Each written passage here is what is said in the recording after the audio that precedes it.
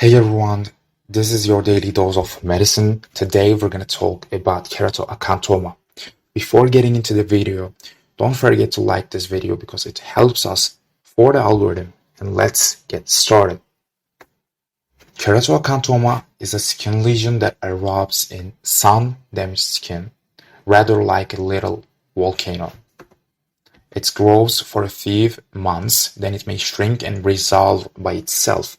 In the beginning, it grows rapidly, followed by a variable period of lesion stability and subsequent spontaneous resolution.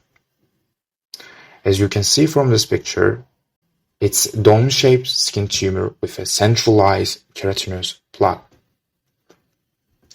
It's commonly occur on sun-exposed hair-bearing areas with the face, head, neck, and dorsum of the extremities. Lesions on trunk are uncommon. Middle-aged and elderly adults with fair complexions are most frequently affected, and the peak incidence is between the ages of 50 and 69. The risk factors are skin color. As we said earlier, the risk for keratoacanthoma decreases with increasing skin pigmentation. UV radiation is another risk factor, and trauma can also cause that. You can get trauma from the surgery, laser therapy, or cryotherapy.